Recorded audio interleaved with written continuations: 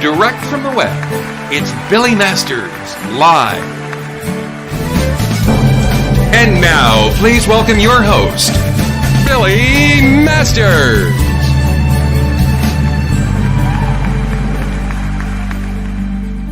Hello, everybody, and welcome to Billy Masters Live. Today is Thursday. Oh my God, I can't even see my screen.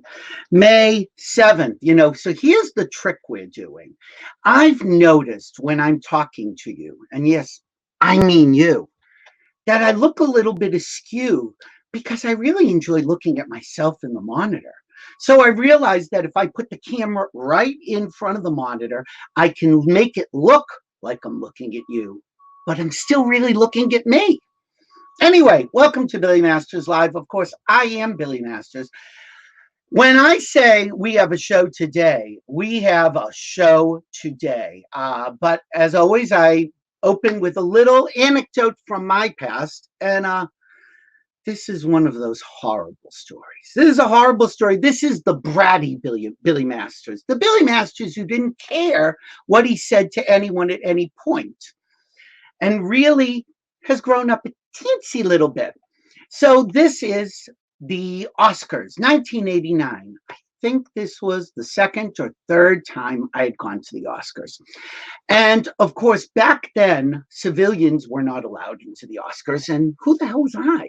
I just knew people. And so I was there, and, I was a starstruck kid. I loved meeting celebrities. I still love celebrities, which is why this show is so much fun, because it's all about love and it's all about the people I love. However, someone I didn't really love was Sigourney Weaver, but I knew she was really famous, and she had been nominated for 2 Oscars that year, for Best Actress in a Leading Role for Gorillas in the Mist, and Best Supporting Actress in a Role for Working Girl. So I found myself standing right next to Sigourney Weaver. And while I don't really care about her, although I really did like Working Girl, I wanted a photo with her because, that's what you do. So I went up to Sigourney Weaver and I say, "Excuse me, Miss Weaver." This is when I used to call people Mr. or Miss. And today I just go, "Hi, Sigourney, how's it hanging?" But I said, "Excuse me, Miss Weaver, I am such a huge fan. Would you mind taking a photo with me?" And she looked at me in the most condescending, dismissive way. And she said, "I'm sorry, dear, some other time." Some other time, like I'm going to walk down the street and bump into her. "Hi, Sigourney, it's me, Billy. Can we take that picture now?" But she said, "Some other time."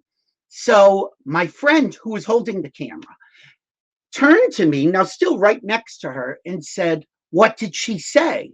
And I said, "She said no, but you got to remember, most people only lost once tonight."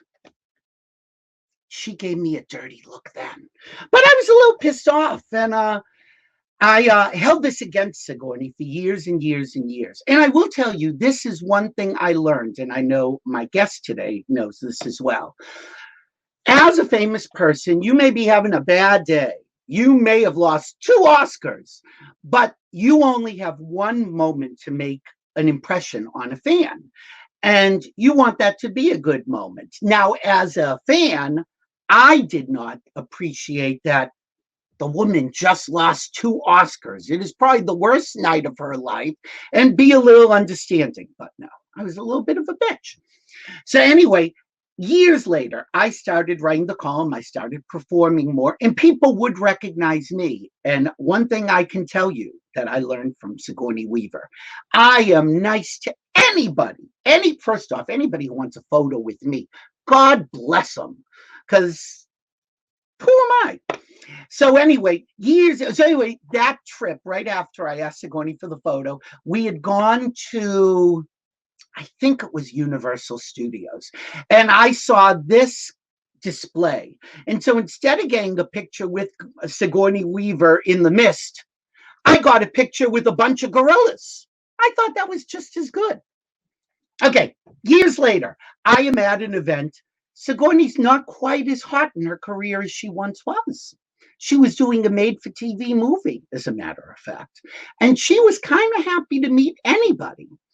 And so I decided I was going to go up and ask for a photo, and I was ready to share this story with her.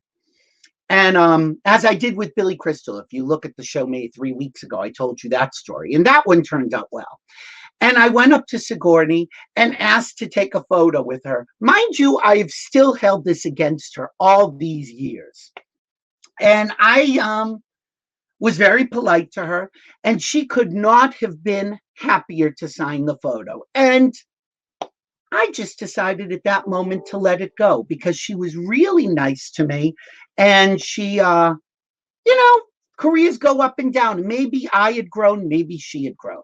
So we finally took the photo. Look, she looks so much happier than I do. I wasn't that excited to meet her, to tell you the truth. But I liked the full circle of the story. So speaking of full circles, my guest has had a full circle or two. So I'm going to introduce her with a clip. I'm telling you right now, this clip is only on the live broadcast. If you look at this on the replay, it's cut out. And it's cut out because it is copywritten. And I'm allowed to use it, but I can't repurpose it. So what can I tell you? This is a woman, Darlene Love, who has sung backup for every person in the world. She has...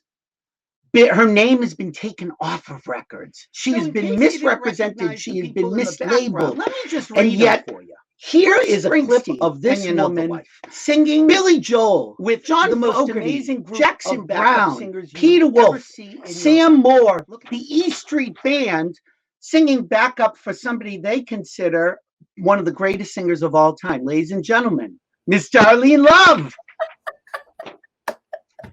Now, what was that night like? Come on. It was fantastic. The story leading up to it was even better. All right, tell. I get this phone call and it's like, hey, doll, it's what's his name? Oh, it's Bruce. I said, well, I don't know you about Bruce. I know you about a boss. I said, okay, and I'm going, how'd you get my number? There you go. And he said, the Rock and Roll Hall of Fame was celebrating their 25th anniversary, and it was going to be at the Garden, and he wanted me to be a part of it. Well, I was like, is this another joke? I'm not in the Rock and Roll Hall of Fame yet. I plan to be in it, but still, I was actually the only person there in the show that was not in the Rock and Roll Hall of Fame. And in the introduction, say it, go ahead. And what happened, he said he hasn't thought about what we're going to sing yet. I said, well, what are we going to sing? And he said, well, I haven't thought about it yet. Well, we were 2 weeks away. Well, about 3 days before we got ready to do the Garden, I'm going, I don't know how to get in touch with him because he called me. And I'm going, so I started making phone calls. I said, would you guys please tell Bruce to call me? I need to know what we're going to sing so I can at least be prepared. Singing Bruce Springsteen, right? So he said he wanted to do Run, Run. Mm-hmm. And he also, the other song that he loves that he does in his show is called Fine, Fine Boy, which is my song. Only he changed it to Fine, Fine Girl. Oh. So we sung that. And then the end of the show, he had me to sing with him, Your Love Keeps Lifting Me Higher, Higher. And it's because my name is Love. That's why they wanted to sing that song. So today, that is still probably one of my greatest background singing gigs I ever had in my life. Honey, you were not background. You were lead. Background. Yeah. And, I will say, so Darlene and I talked yesterday. We laughed so much. I said, we have to stop. We need something to talk about tomorrow, which we never have trouble talking. That is one thing. But I didn't, everything that happens during today's show, Darlene knows nothing about. She doesn't know what clips I'm showing, photos I'm showing, if there are surprises. But that has been one of my favorite clips for years. And what I didn't show is at the very beginning, before introducing you, he says, this woman we consider one of the greatest singers of all time. And she's not in the Rock and Roll Hall of Fame, but she should be. So you all better vote. Yes. And the next year. I got in. Hello. And who inducted you that year? Bette Midler. The funny And how do you go back with that? They said that Bruce wants to sing with you. And I went, oh my God, this is getting better and better. I'm getting inducted and he wants to sing with me. So there was a song we recorded when I was with Phil Spector called Zippity Doo-Dah. And it's a great guitar solo in it. And that's what he wanted to play. So that guitar was up on the stage all half the night. Nobody was playing it. Nobody was bothering it. And then I appeared and he appeared on stage and he said, I'm singing this with you. And he started playing his guitar, which is one of the greatest solo licks in that song, Zippity Doo-Dah. And I'm saying, you know what? My life is really wonderful. God has really blessed me because I met Stephen Van Zandt and Bruce at the same time in Los Angeles over 35 years ago. Oh, I didn't know you went that far back. Well, yeah, I was doing a show and they came to see me. And Stevie and I became immediately good friends. And he said, you need to move to New York. I said, child, I ain't moving to no New York. Within a couple of years, I moved to New York. And then I stayed in contact with both of them. More Stevie than Bruce. But I could always get in touch with Stevie if I wanted something. Or Bruce if I wanted something or I needed something. So, you know, it's been a great relationship. Who knew? It's been over almost 40 years now since we all met. And the thing is that it also speaks to, I mean, there's two things. First off, there is the esteem they hold you in as an artist, and that's unquestionable. But you and a lot of really talented people that we don't necessarily want to hang out with or wouldn't do a favor for. So the fact that they're willing to do that speaks about you as a person. Amazing. It really is. And I'm always flabbergasted, for lack of a better word, at people who want to work with me or want me to be on their records or want me to be in their movies. And I think it's just a humbling attitude that I have that happens to me. And you know what? And I'm like a fan. You know what I'm saying? Right. Yeah, absolutely. I'm like a fan and they don't think about me as a fan, but honey, when they get through, they know I'm a fan. Well, I know every time I'm around you, you give out this energy and warmth and laughter. Like you are always having a good time. And I think that people recognize that in you. Yeah, you really are very positive. I had to be over the years. If I wasn't, I'd be somewhere working for somebody, digging a hole or cleaning a house or something. But I just always had an attitude that I have this gift and it's going to come out one way or another. And if I keep pursuing it and keep this, you know, attitude, not poor me, why didn't I get that? Or why didn't this happen to me? Always kept the attitude. Most people that knew me had no idea I was almost in poverty. Well, I knew. Well, I remember one of the first times I met you, you had told me a story. So this is going back probably 25 years. And you had told me a story about actually cleaning houses in Beverly Hills and how it really, you know, it was a low point and yet it also inspired you to really get back into showbiz. Tell that story. Well, you know what, I was working out on the road. I was doing backup. I had been working for Dionne Warwick as a backup singer. She's a very good friend of mine, even today, as one of her backup singers. And then I started working for Tom Jones as one of his background singers. And it just went on. And then I kept saying, you know, do I want to do this the rest of my life or do I want to try to be this solo artist?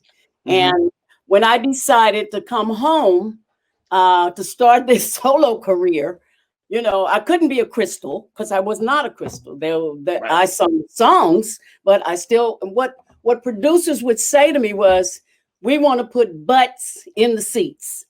And they know the Crystals. They don't know Darlene Love. Exactly. So that, you know, if you be a Crystal, you know, we could probably get you going. I said, I'm not a Crystal. I didn't want to start my career as a solo artist as I was a singer for the Crystals. I was, because most people don't even realize, even though I recorded those songs, I was never a member of the Crystals. Right. I was Phil Spector's singer. And when the Crystals would go on TV to sing their songs, you were not there. No, they actually used my version. Right. Of He's a Rebel, Do Run Run, He's Sure the Boy I Love. Mhm. But then, you know what? Things never, I say, for me, things never back. It's never like a backlash. Right. And, when people found out it was me, they were excited. But course. that's great. Now we know there's really, because there was a time when people didn't believe there was a real Darlene Love. They thought I was either Really? a member of the Crystals, and I was a member of Bobby Sox and the Blue Jeans. So they Mhm. weren't so sure if I was really a real person or not.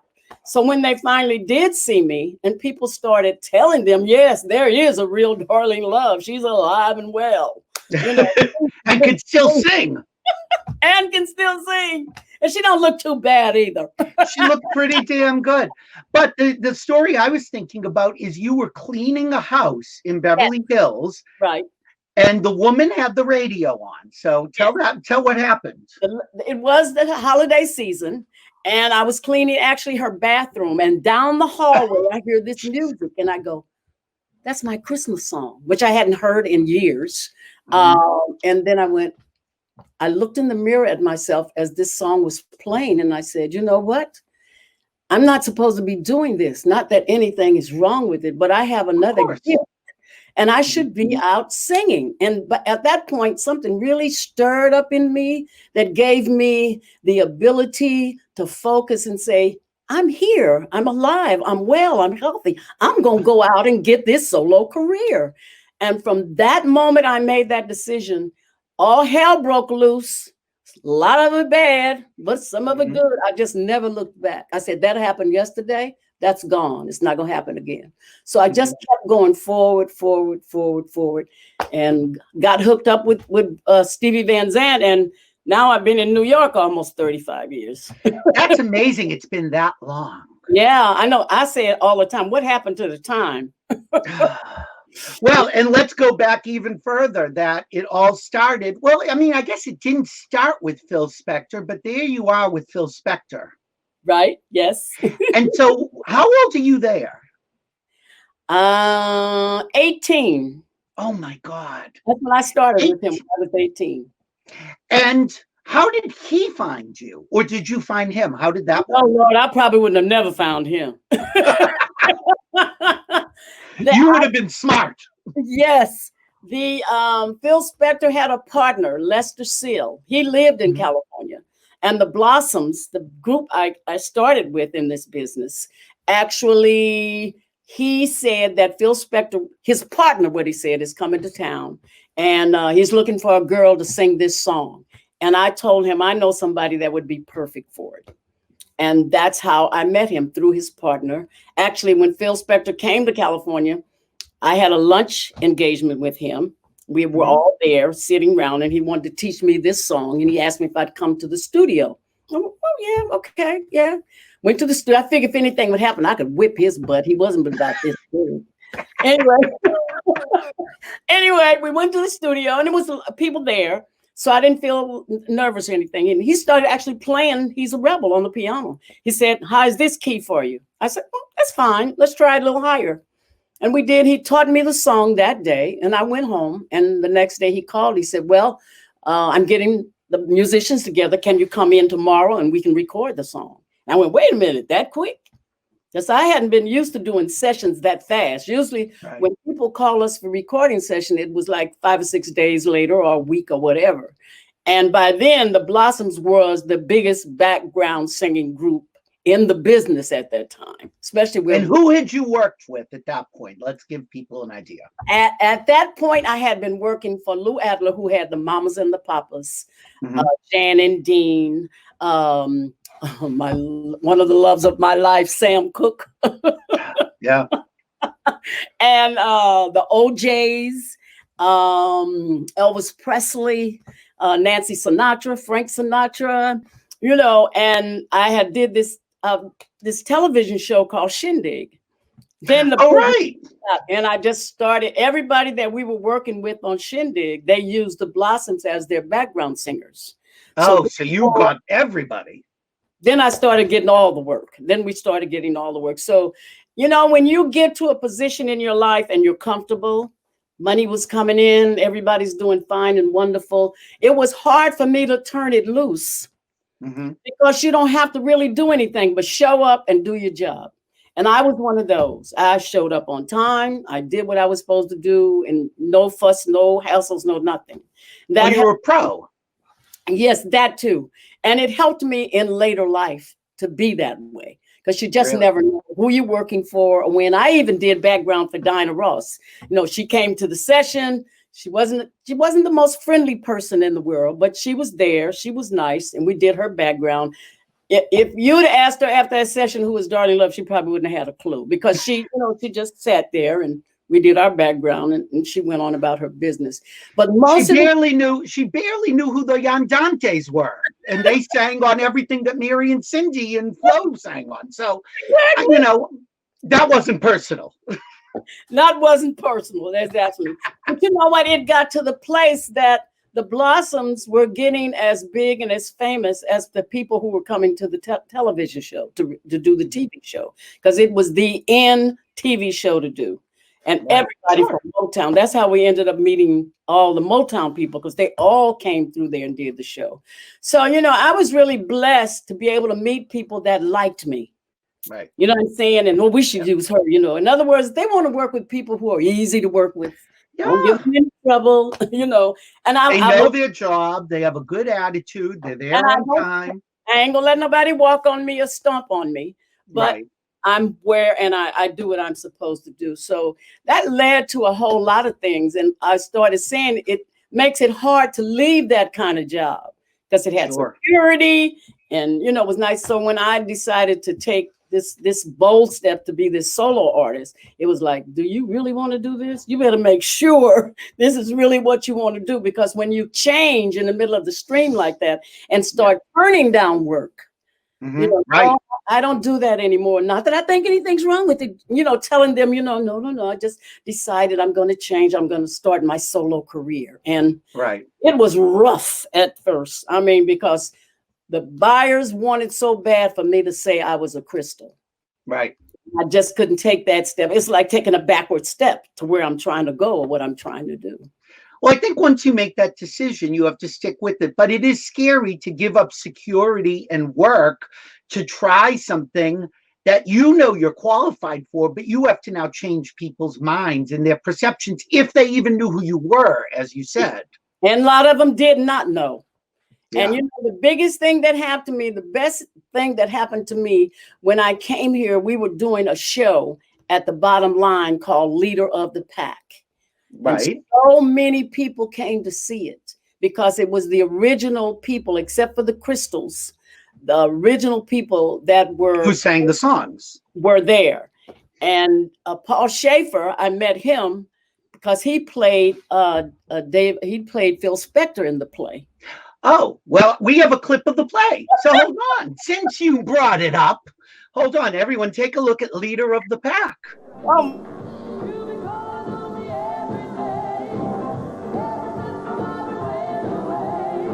The 60s rage has audiences packing into live performances as well. A year ago, a review called Leader of the Pack filled the Bottom Line, a Greenwich Village cabaret.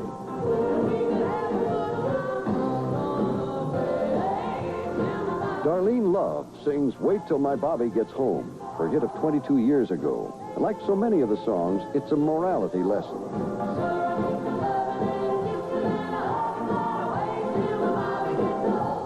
Here, the tempted teen tells the boys who want her that she's waiting for her steady. It's all about yearning. It's about teenage hopefulness and yearning and wanting to be bad and wanting to be good, and the music says it all. The music says it all. And so since you brought it up, we have a special guest. Mr. Paul Shaffer is here. Thank you for doing this, Paul. Can you hear my voice? Paul, how are you? I'm great. Can you hear me now? Can you guys hear me? We can hear you now, Paul. Okay, well, I'll go anywhere that Darlene goes. I'm talking about a rent gig. You know, I have played bar mitzvahs with her. From bar mitzvahs to the Apollo Theater and every place in between, because I met her as she started to explain on that show, Leader of the Pack. that took place first downtown at the Bottom Line. Right. It was packed every night. The theater was buzzing. It was such a smash, mainly because Darlene carried the show single woman-handedly on her back. Every number sounded just like the record because there she was, her actual voice in there, just like it had been, you know. Every song was a thrill because you got to hear her sing every song. So then I just started playing for her and working for her. Literally, we did rent gigs. Me and my husband laugh about that every day. That, you know, Paul, this famous person, played for me, and we did rent gigs. You know, where you do rent gigs and you pay your rent. Pay your rent that way. Well, we were all over New York. One morning, she got me up for a radio show that was broadcasting from a club at like 6 a.m. Yes. At Christmas time. She was going to sing her Christmas song. And we had to get up at 5, you know, to be there. And who was there? Harry Nilsson turned out to be there. He was looking for a club that was open. He heard it on the radio, Darlene. Oh, 6 a.m. He was there. She got me into the most trouble of anybody, but that voice is angelic, and it just gets you out of any trouble you're in.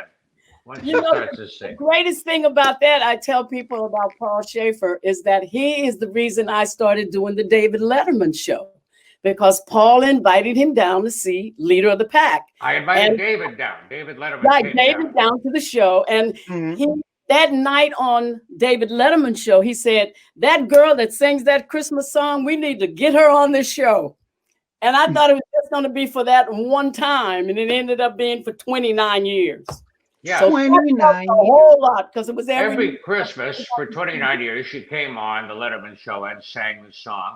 And every year she got better. You got better too. Well, every year I had another chance to get it a little closer to the record, inspired by her, you know. Oh, I would listen all year. Wait a minute, I think they had 4 trombones.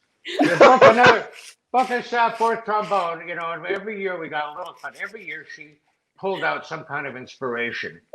And no matter how many times she sings it, every time it's like a revelation. Well, you know, the thing about it, too, people want to know, how did it get better and better every year? This was not just, this were fans, friends, close friends. How did it get better and better and better? It's because Paul Shaffer would rehearse the band like they had never did it before. And the singers the same way. They rehearsed for hours because he wanted to be exactly like the record. The first time we did it, which was hysterical, I still laugh about it every day. It was just Paul and 4 musicians. That's right. They actually sang and played. We listened to it, it sounds the same, just because of you, you know. Exactly. You know, it doesn't matter if it's 4 or a million. Well, it's funny that you mentioned being inspired by her as a musician, because somebody else is here who was inspired by you as a musician. And I would have brought him in a little later, but he's double booked. He's very fancy. Darlene, let's welcome Mr. Marc Shaiman. Oh, my I love it. Well, what's going on here? Oh, dear. Hi, Paul. That's what you get for futzing with your hair. If Marc Shaiman's double booked, then I'm double booked too. Well, you're right. I gotta go to Chasen's. I gotta go to Chasen's. You know what happened? It's amazing because these stories are my life stories. If I had to really do a movie, all these people would be in my life, because Marc Shaiman lived in this little bitty apartment with his partner during this time. And I actually have pictures of him with all of us in this little apartment sitting on a couch. They decided to take pictures of us. I don't know if you remember that. I don't remember anything. Well, what you might remember, he was our rehearsal piano player. But I said, how in the world can anybody play like this and be a rehearsal piano player? It was like Marc ended up moving forward and composing the musical Hairspray. And while we're jumping forward a bit, I just want to show a quick clip of Darlene in Hairspray. Hold on one second.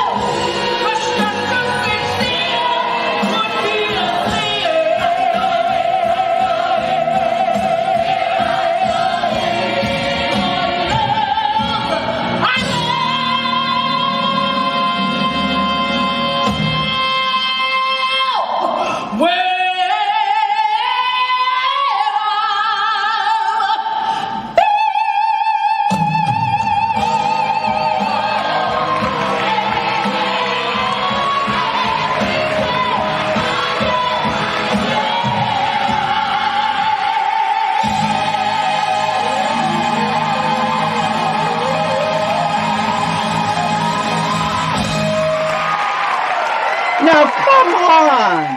Come on. Listen to that voice. That was good. Come on. That was just me and Paul Shaffer and maybe Jimmy Vivino. I mean, maybe people will argue, but we are the three greatest Darlene Love fans on earth. I mean, I'll give it up. Yeah, I'll give it up to you guys. You're right up there with me. Let's put it that way. All right.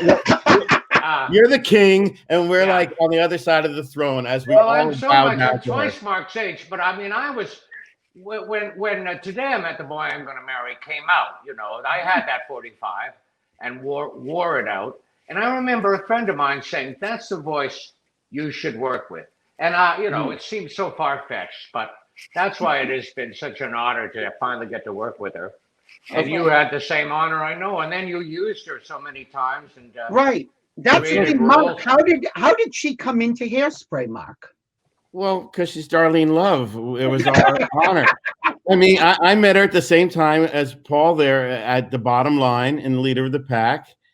And it was just all just glory for us all. I mean, to me, like God was working on the female voice for a few centuries. And then Darlene, he just perfected it.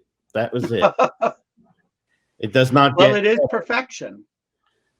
So, you know, both I and Paul, we have played for her, you know, whenever we can. Whenever we can. And it's as literal as that. Yeah. You know, it's amazing because being a gospel singer, coming up with gospel singer, you wouldn't think, sorry guys, white guys could play like that. And Leon Russell, I met no offense. when I was living in California, and my father was a pastor, so I invited Leon to my church to play the piano. Talking about Leon Russell. In church, like, who is this white man she got coming here gonna play our piano? And he wore it out. Right. And then I get with these two, and then you go like, you know what, Lord, you just bless me, because I could actually do a whole concert with either one of these piano players with nobody else there. So many white guys, so little time. Yeah. I think we have the record right there. No, but you put us in the category of Leon Russell. That's pretty nice, Darlene. Oh, please. Thank you very much. Very that nice. was my first. But The greatest compliment I ever got, and Darlene might have been the one to say it. Someone once said to me, Marc Shaiman, you got black in those hands. Oh, yes. That was the greatest compliment one could get. All right. Oh my God, this is such a wonderful surprise, Billy. This is great. Well, you know, this is what I do. Mark knows. Mark has been my surprise guest, I don't know, at least 3 or 4 times at this point. Right, okay. Yeah. Well, again, it's because we have this, you know, I think all of us really have that taste in not only the talent, but the person. We really do gravitate towards, because a lot of people, Paul and Mark, I'm sure you'd both agree, have voices, maybe not as fabulous as Miss Darlene Love, but you don't necessarily want to hang out with those people. Well, you've said that before, and I'm a long-time fan, first-time follower. But you want to do everything with Darlene. You know, you were saying about what a nice person she is. Mm-hmm. She is an example of how you've got to be, you know, that's how she gets it into the grooves of those records. And it comes out of her mouth because it's in her heart. Right. You know, Darlene Love, her name is her address. It says it all. One thing Phil did good. He gave me that last name. Well, he named you. So you're revealing now. It's a show business name. Oh, yeah. Phil Spector gave to you. Yes. But it's certainly apropos. That's the way we think of you. You are love. I'm slick enough to go and make it legally, too. Good for you, yes. Well, and Darlene, didn't you call your book My Name is Love? Yes, because of all the different names I'd had all the years, and people didn't realize that. Well, is she a Crystal? Is she a Ronette? Who is she? So is she a member? Is she one of the Blue Jeans? Yes, and the Blue Jeans. Of Bob B. Sox. Or maybe Right. she was Bob B. No, it must have been the socks. I never knew. Mark, I know you've got to run, but I want to thank you for coming in and just playing with us for a few minutes. Of course, we would go anywhere to speak of or play for Darlene Love. She is the best. Now listen, I have to. This pandemic is gone because I'll be 80 next year, guys. That's a big. I can't believe. Well, what are you going to do? I think you need to celebrate 80 with a big concert. Right here in New York. Okay, it may have to be on the internet. Well, let's hope. Well, it not. may have to. Yeah, I let's think hope I not, would risk. I would risk the coronavirus for Darlene Love. Oh, I think you're right. I've got to do the Nikki Blonsky podcast, so I got to run too. Shut up! You're not going anywhere, Schaefer. Calm down. Mark, I love you. Thank you for playing with love you, Mark. I love you. I'm sorry I have to run. Bye-bye. That's okay. Bye, Mark Shaiman. All right. So now back to Paul Shaffer. So now the Letterman show. What I loved about that was that you really did eventually assemble an entire orchestra on that stage. And I think she was the only one that got that much background. Oh, that's absolutely true. That's absolutely true. And, the sky was the limit for her because it was David Letterman's favorite thing all year round. Right. And he just, whatever she needs. And so it was just wonderful. But once we got it, close to the record, the last 4 or 5 times, it was just, let's just let Darlene wail now. We got our part, we sound pretty good. Well, what about the time, Paul? It was so many people on the stage. When David came over to me to say thank you, he said, "Who's paying for all of this?" And I said, "You are." You are. She said, "You are." But I think David also would have not minded spending that money for you. I don't know about anyone else. Yes, he really did treat me and Paul. I mean, it was unbelievable how that show just kept growing and growing and growing. It's amazing. And you also sang a number of other things on the show. Yeah. There was the River Deep. There was River Deep Mountain High, I remember. And that was Her the version first of time. that was a killer, yes, absolutely. Yeah. And that was the first time I had heard the story, Darlene, that song, you had sung the original version of that song. Yes. It was written, I don't know if it was written for you, but it was recorded by you first. Exactly. And I didn't know that when we went to the session to do it, actually to the day I got there, that Tina was actually going to be the soloist voice on there. That's how Phil would used to do us, because he told me to learn the song, teach it to the singers, and next week we're going in to record it. And I went, well, okay. And there was Tina when I got there. But I always had these moments where I say, you know what? I'm not gonna be upset about this. It is what it is. And now it's almost like my trademark song. Because I still sing. Being a pro. Well, you have certainly laid claim to it and done some performances of it that were right up there with Tina Turner. Oh yeah. I love that. Oh, I can't think of the ending song to end my show. When it's Christmas time, it's Christmas Baby. When it's regular time, it's River Deep. Either one of those two songs. It's not another song. Yeah. Paul, how did you get involved with Leader of the Pack? I had met Ellie Greenwich. Leader of the Pack was her. Who wrote the songs? Yeah, she wrote the songs with her husband, Jeff Barry. And it was kind of their story and how they came up with the different things and how Darlene came along in their lives and sang a lot of their music. And so I had met Ellie, and we were really close friends. And she asked, what I heard was she said to the club owners, yes, well, I got to have 2 people. I got to have Darlene Love, who's on the West Coast right now. And I'm saying, and Paul, because I could play her songs with a lot of heart because they were just my favorites, and hearing Darlene's voice in my head was something I grew up with, and then I got to actually do it for her. And that's why I was, like Marc said, we were addicted to that feeling of getting to do Christmas Baby and hearing the real Darlene, actually playing for her, hearing that voice in your headphones, there's nothing like it. Right. And it's still the same. She's about to turn 80. I think she couldn't be telling the truth. No. But because it's still the same. every time she That's opens what's her mouth. staggering. That's what's staggering to me. And I know, Paul, you've worked with a lot of singers. Voices don't stay in a state of suspended animation that long.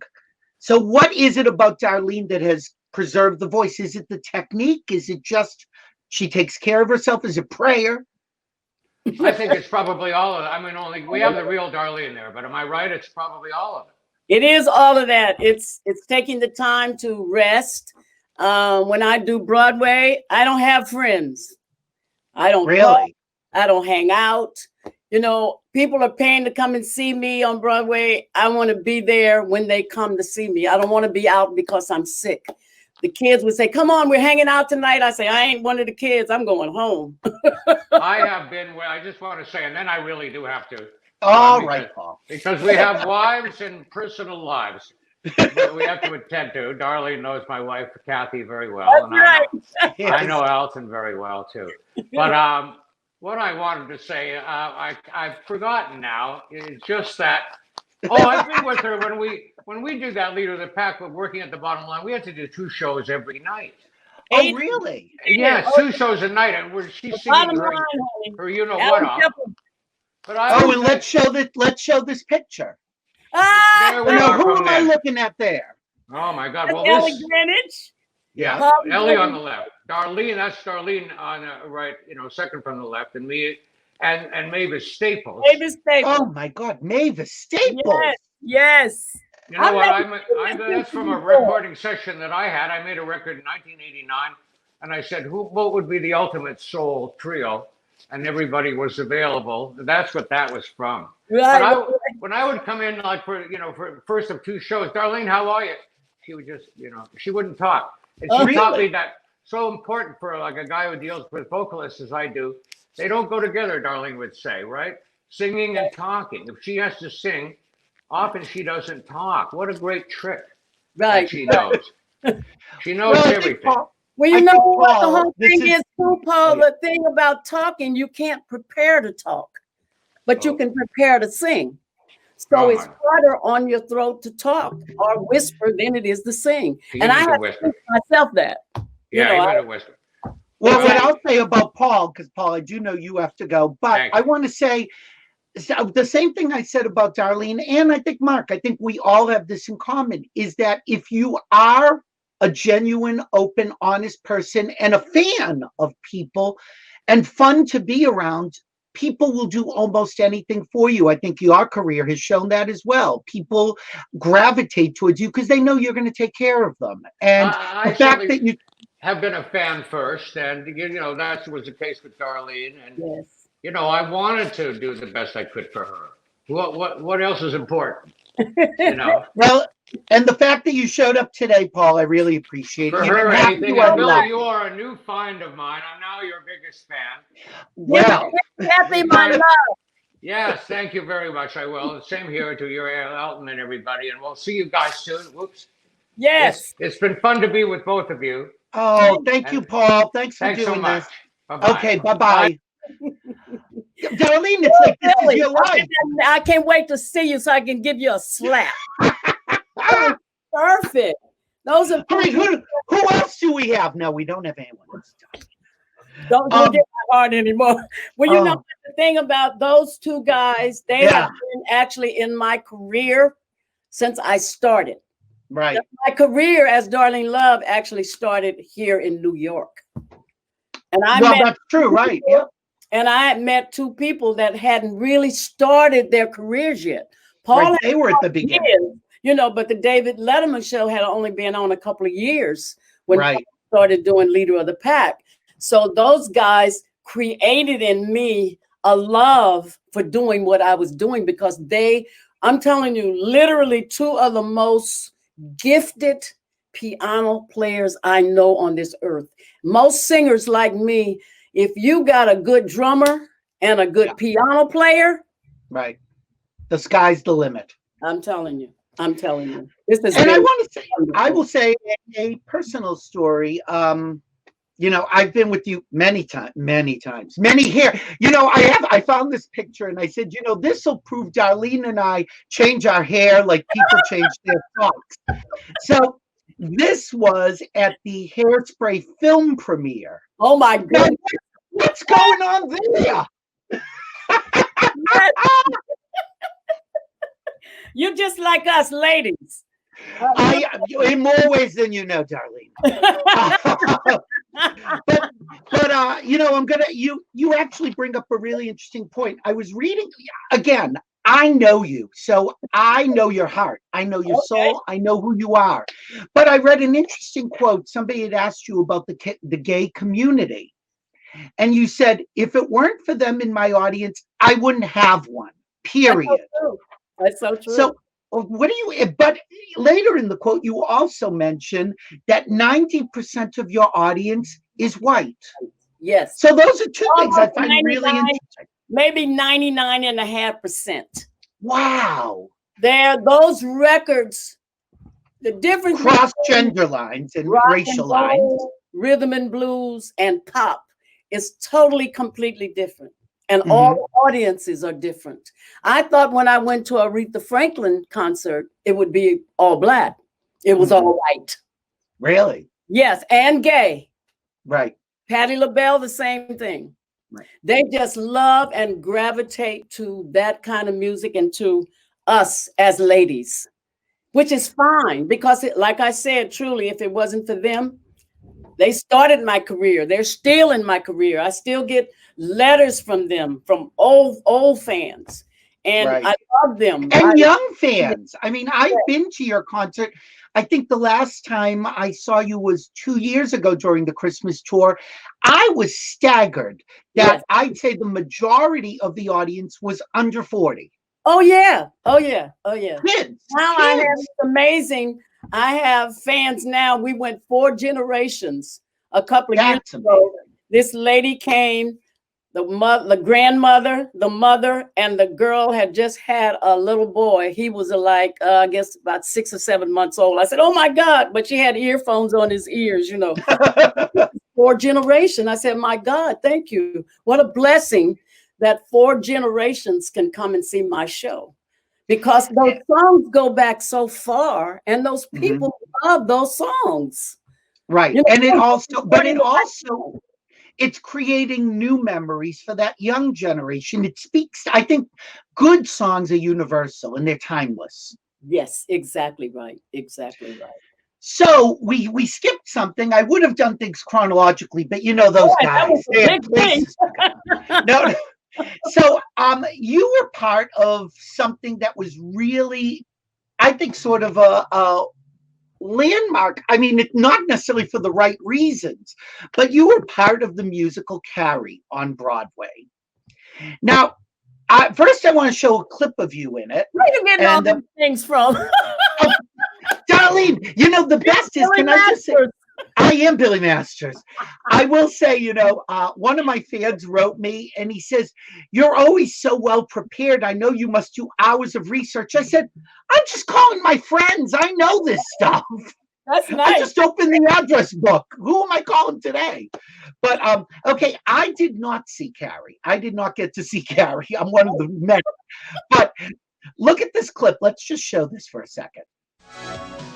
In a world where nothing's sure and nothing's ever guaranteed, you should trust the way you feel. That's the only thing that's real. It's like magic how your spirit soars. Once you feel his hand in yours, that's how it starts. To unsuspected.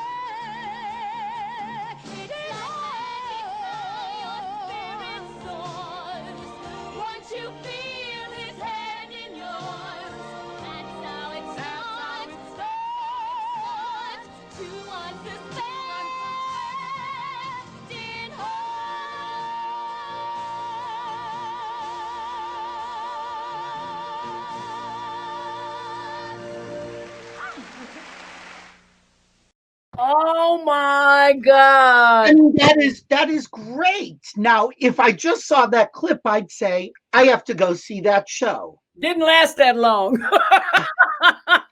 So it is notorious for being like one of the biggest flops. People will say, "Oh, it's another Carrie or not since Yes. Carrie." Another- What was wrong with it? When it came to New York is what was wrong with it. They recast, literally, they recast a lot of the women that were in it. When we were in London, we were there for 6 months. It was a smash. Right. They loved it. And then I started saying, uh-oh, we're going to Broadway. I'm not so sure about this. But the greatest person I met in there, and we're still friends today, is Debbie Allen. Oh, I'm not a dancer, and she is, right? And she said, when I finish with you, they're going to think you've always been a dancer. And I did some dancing in that I felt like a dancer. She makes you feel like a dancer by the time you get through. And it was just a wonderful play. I thought it was, they never asked the actors anything because we don't know nothing. I could have told them some of the things I thought would not have worked or would have worked, whatever. Mm-hmm. It was a great play, and me and Lindsay. Was that Lindsay? Yeah. Lindsay. We ended up being such good friends. I felt, and my daughter, who is not my birth daughter, her name is Rose Jackson, became my daughter, real life daughter. Today, we are still together. She's never called me anything but mom. Oh. So we're still very, very close. And it was because of that play I met her and met her, the girl that played that role. I felt like such a mother to her when we were doing that play because she felt so hurt and withdrawn. I mean, from being in that play, not real life, the way she acted the part. And it was just amazing. Everybody that was in that play from London came here. And it was a 50-50 cast. And I think what made it really great, half Americans and half people from London. Brits, yeah. And it was that they just Americans hated that play. Because I think, how can you pull off a play like that and put it on the stage? And I think it would have taken a whole lot of more working on or whatever. A lot of people saw that play, but if you didn't come the first 2 weeks, honey, like they said, the biggest flop on Broadway. I was a part of it, but I had some great songs. Well, you certainly did. And let's just show some of those reviews and see now. Now we showed the first clip, and you would think you'd run out and buy a ticket based on that. Now let's show this clip and see what you would do. Stephen King's horror movie has been turned into a horror of a Broadway musical. The only thing terrifying about Carrie is that there's a second act. And this was produced by the Royal Shakespeare Company. But when it opened in England, critics called it an embarrassment. Ah, the understated English. They worried about the gross and crass commercialism. Well, on Broadway, the commercialism is gone. It's just gross and crass. Carrie, by the way, is the first show of the 1988-89 Broadway season. On an optimistic note, we can only go up from here. The creators did succeed in one way. Carrie is horrible. Who? I kind of kept hoping that Cujo, the mad dog from another Stephen King book, would descend upon the stage and put all of us out of our misery. And this, I think in all my years of reviewing, this is right up there in the top 10 of the worst musicals I have ever seen. How it even got this far is a major mystery to me. You have to have one of those kind of shoulders, you know what I mean? Well, that's the thing. Now, how does the cast react to that? Because that is, I mean, I couldn't find a good review. Not even by us, you couldn't find one. We knew it too. The cast knew it because all the things that they were doing, we kept saying, those of us who have done Broadway shows and done shows before, this shouldn't have happened. That shouldn't have happened. But you know how it is. I'm always a part of something good, something great, or something bad. And yet, no matter how, you still bring love. Oh, yeah. And I do what I'm supposed to do. I was hired to sing a great song, and I sung that great song. And it would always come out. They would talk about that song that they don't want to mention anything good that happened in that play.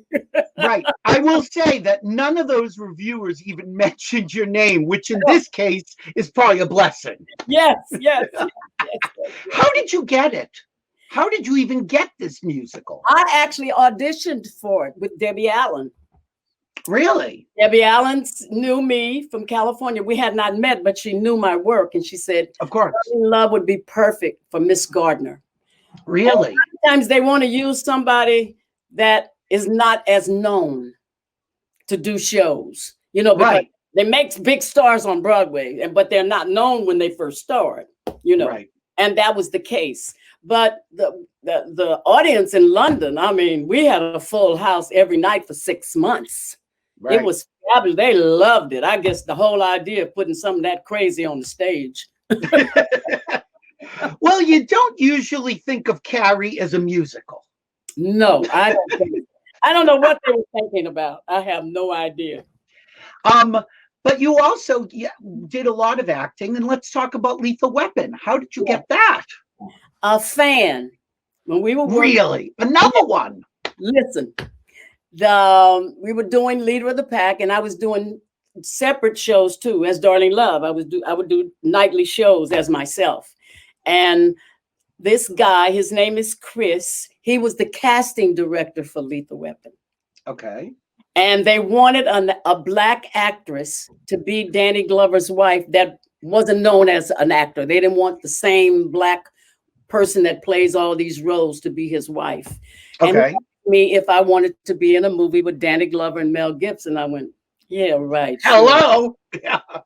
And as I would say, yeah, right. You know, you're coming asking me, you know. So I went and auditioned for the part, which I didn't know I was really auditioning. I just went and met the director, Dick Donner, and I talked to him for a couple of hours. And he said, well, as far as I'm concerned, you have the part. And I went like, you know, this is not real. You don't get these kind of things like this. You know, how did this happen? But he said I was right for the part, and they gave me a script. And a couple of weeks later, I was in Hollywood shooting. So that easy. And 4 Lethal Weapons later. But again, I say that it's easy, but it's not easy because it was 40 years of preparation for it. Exactly. And you know, one of the things that wonderful because I never, as a singer, being in California, you think about doing commercials and maybe movies or whatever, but by the time I moved here to New York, what am I going to do? I'm just a singer. I never thought I'd be on Broadway. I never thought about I'd be in a movie, not a movie like that. You know, maybe a little bit part singing or something, but not actually acting. So, honey, I got busy. I started taking acting classes. I'm going to be prepared for this, you know. But it was amazing.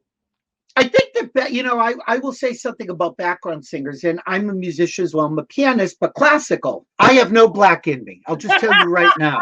I got soul, but no Black.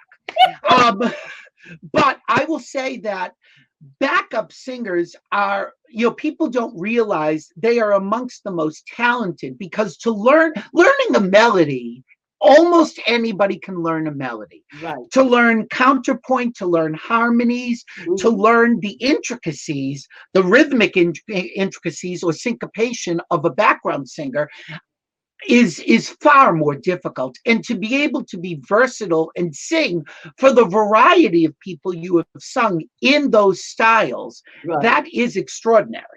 I think that's what made us be so big as a group.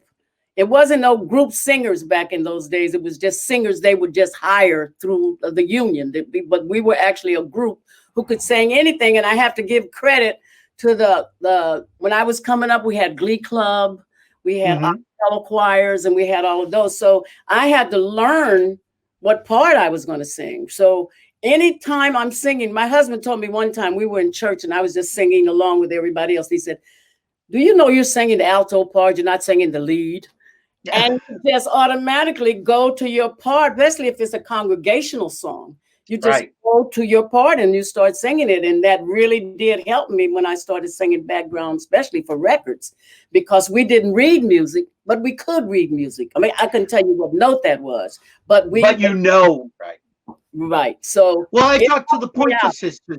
I talked to the Pointer Sisters about this, and they couldn't read music, but they found their part. Yeah. And the other thing is that, at least in a group like the Pointer Sisters, where you have 3 lead singers, Yeah. they would say, we would take turns. Who should be singing lead on this song? Or sometimes, boy, this has a really great harmony. I'd like to do that. And sometimes the harmony parts are actually better than the lead roles. Exactly. I always learn the background of songs that I hear on the radio. I have no idea what the lead singer is singing. Well, it's funny because we were talking before we went on the air about our mutual friend Jennifer Lewis. Right. And when I'm in LA, we will very often go out like to the Grove or a mall or whatever. We're shopping. Right. And if we hear a song, even if it's a song we don't know, we will fall into harmonies. And she'll yell at me, "Go up, I'm going down," and you just find. Sounds right, too. I'm gonna sing the high part. No, you sing the low part. Right.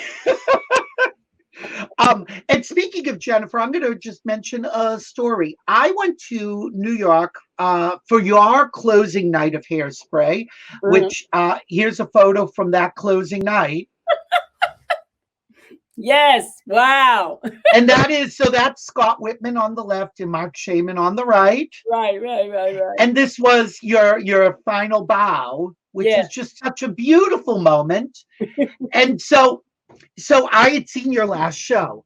Jennifer was the next Motormouth Mabel. Right. And so I was there primarily for her opening night, but I wanted to see both. Right. And on the opening night of her show, I'm sitting in the orchestra with Mark Sendroff, our good friend. Right. God, we have all of the same friends in our lives. Yeah.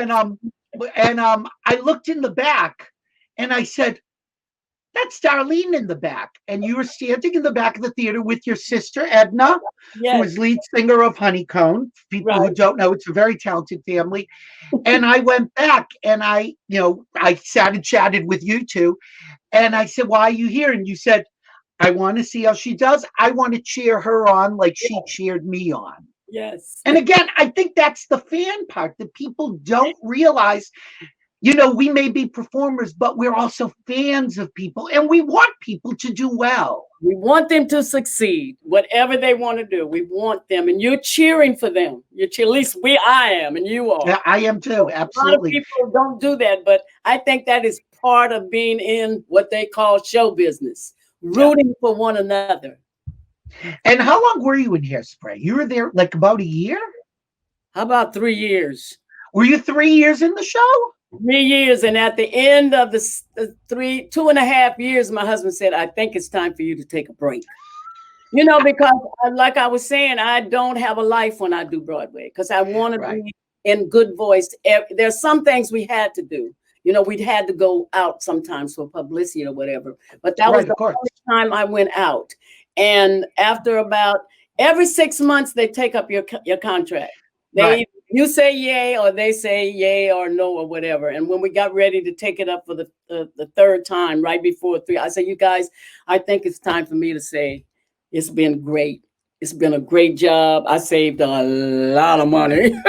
Well, how nice even though you have to live like a nun, how nice to be able to just go to work from your house.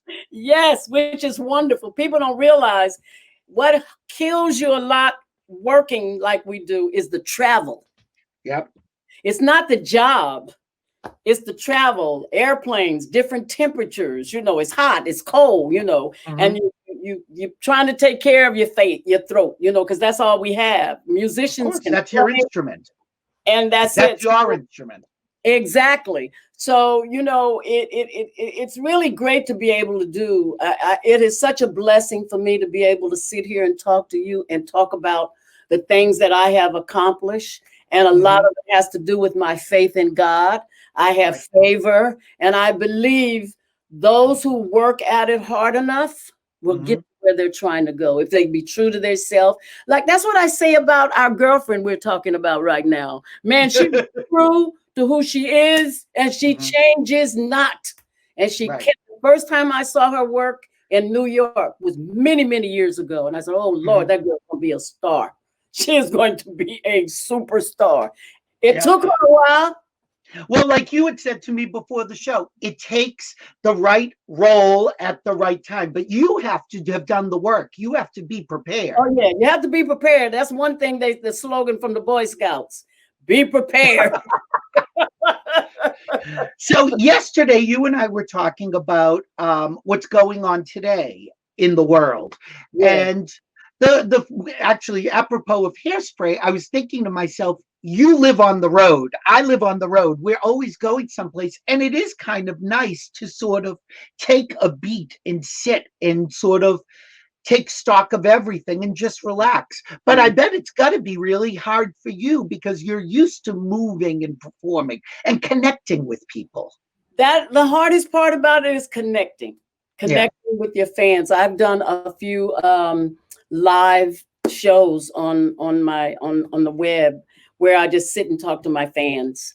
How you guys doing, to stay connected with them. My publicist had an idea for me to have dinner with my fans. So, this is good. Okay. Yeah. So I had my glass of wine and I cooked the meal and I'm saying, well, what did you have today?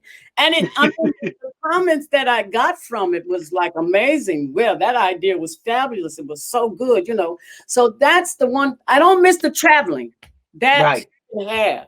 Because, if it's easier to drive there than it is to fly there, we'll usually drive there. But the drive is like maybe a 5-hour drive. Right. It's better than taking the plane that's going to take you 10 hours to get there. And then go That's right. It's not as easy as it used to be. They think I tell my fans all the time, what you see right now is the easy part. I'm cute. I've done my hair. I got on my clothes and makeup. But to get here was the hard part. Well, it's like anything else. People will say to me, boy, this is so much work doing these shows. These shows are a breeze. I'm talking about, we were on the phone yesterday. This is what we do. It's the technical stuff. I mean, people should know. So Darlene texts me before we went on. Billy, you got to call me. I don't know how to work this computer and this internet. What are you doing? I got Safari and Siri here. Oh, we were just laughing because I tell people all the time, my husband does all the work. Oh, and thank God for him. Somebody please help us. He's been up there for 2 hours. We can't make this work, Billy. And then Darlene said, "Okay, Billy, I'm putting him on," and that's it. That's all she knew. We did talk about people yesterday. We were talking about looking at the TV, seeing people not wearing masks, seeing people protesting. And, both of us said the same thing. We empathize that they're struggling and that they're frustrated. They need money. They need to get to work. But we are also upset because, well, you say it. Go ahead. No, I get upset when I see them because we just can't take 1 or 2 of us or 1,000 of us to stay home. Everybody has to stay home. Right. It's no sense in going. The reason why the curve has gone down is because we are staying at home and not being with one another. It's the hardest thing in the world, especially for people who have relatives that have died from this and they can't be with them. They're dying alone. I don't know these people, but it breaks my heart.